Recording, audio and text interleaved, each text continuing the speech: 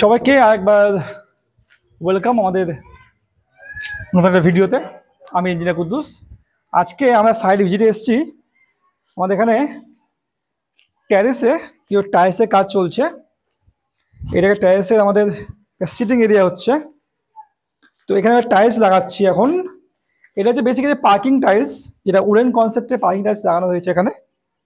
And এই টাইলসটা লাগানোর সময় খুব খেয়াল রাখবেন, যখনই ট্যারেসে বা ছাদে টাইলস লাগানো হবে তো টাইলস যাতে জয়েন্টগুলো একদম মিলিয়ে না দেওয়া হয়। এটা বিশেষ কারণ আছে, জয়েন্টগুলো মিলিয়ে সেটা বলবো আমি।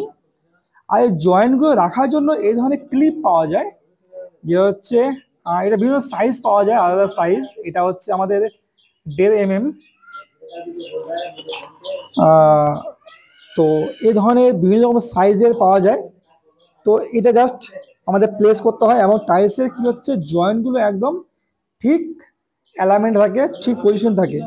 এবার যদি বলি জয়েন্টটা কেন রাখতে হবে, যদি আমাদের টাইলসগুলো আমরা একসঙ্গে মিশিয়ে দিতাম তাহলে কি হতো, এর মাঝে যে গ্যাপগুলো সেগুলোকে কখনো গ্রাউটিং করে একদম 100% ফিলিং করা যায় না, এবং ফিলিং করলেও মাত্র সামান্য পরিমাণ গ্রাউটিং সেই টাইলসে ফাঁকে ঢোকে। তো সেটা কি হচ্ছে, দীর্ঘদিন যখন 1-2 বছর বৃষ্টিতে এটা ভিজবে, বৃষ্টির জলের জন্য এই গ্রাউটগুলো উঠে যায়, আর তখন এই ফাঁকা দিয়ে জল লিকেজ করবে এবং ছাদকে ড্যাম্প করবে। তার জন্য যাতে এই গ্রাউটগুলো কোনোভাবে না বেরিয়ে যায়, আপনাকে গ্রাউট মোটা করে লাগাতে হবে।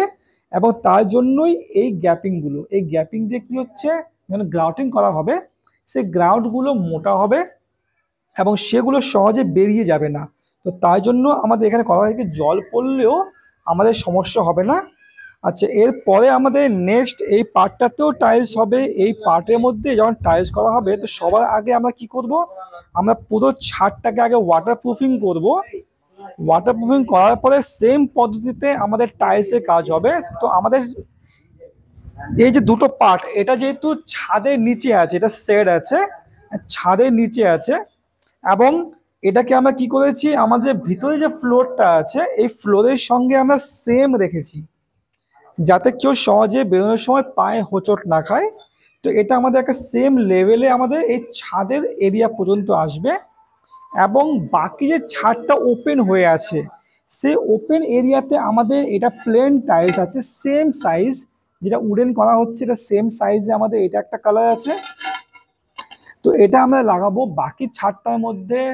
এটা হচ্ছে ওয়াটারপ্রুফিং করার পর, এবং এটা যাতে আরেকটা লক্ষ্য এখানে করার বিষয় আছে, এই ছাদের জল যাতে কোনোভাবে গড়িয়ে ভিতরে না যায় তার জন্য কিন্তু এর যে ফ্লোর লেভেল, টাইলসের লেভেলটা আমাদের এর লেভেল থেকে মিনিমাম হলেও আপনাকে 1 ইঞ্চি ডাউন রাখতে হবে, যাতে জলটা না যায়।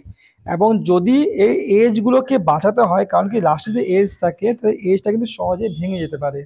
তো আমরা কি করব, সাইডের এজটাকে যেমন এখানে আমরা বাদ দিয়ে রেখেছি, মোটামুটি 5 ইঞ্চি মতো জায়গা আমাদের ছেড়ে রেখেছি।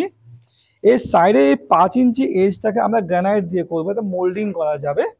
এবং সেটা হচ্ছে এই যেমন আমাদের এই 5 ইঞ্চির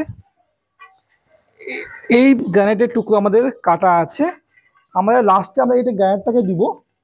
এবং যেহেতু গ্রানাইটটাকে মোল্ডিং করা হবে, তো এটা ভাঙার কোনো ভয় থাকবে না, পায়ে হোঁচট লাগলেও কাটার ভয় থাকবে না। টাইলসকে মোল্ডিং করা যায় না, কিছু টাইলস আছে যেগুলো মোল্ডিং করা যায়, বা সমস্ত টাইলস মোল্ডিং করা যায় না। মোল্ডিং করা গেলেও কিন্তু ভালো মতো মোল্ডিং হয় না, ভেঙে যায়।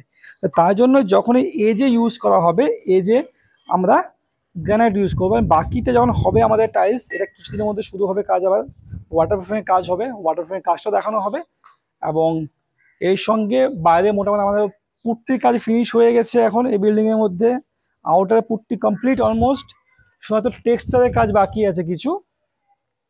টেক্সচারের কাজটা খুব তাড়াতাড়ি শুরু হবে। যেমন গ্রাউন্ডের আউটার পোর্শনের টেক্সচার কাজ শুরু হয়েছে।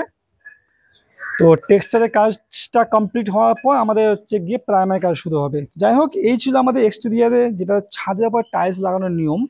ছাদের উপরে যদি আপনি টাইলস লাগান তাহলে ছাদটা আপনার কিন্তু দীর্ঘজীবী হচ্ছে। ছাদে আপনার দুটো লাভ হচ্ছে, এক তো নিচে যে আপনার হিট, সেই হিটটা কিন্তু অনেকটাই কমে যাচ্ছে।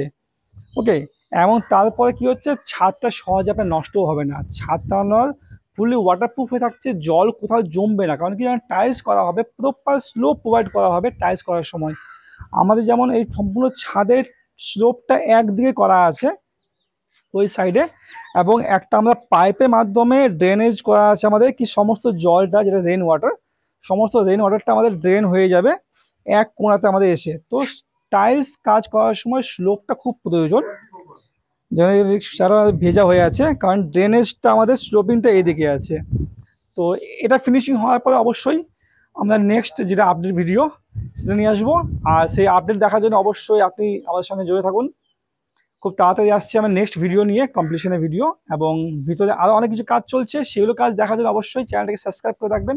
আর যদি আপনি ফেসবুকে দেখছেন, তো ফেসবুকে অবশ্যই চ্যানেলকে আমাদের ফলো করে রাখবেন।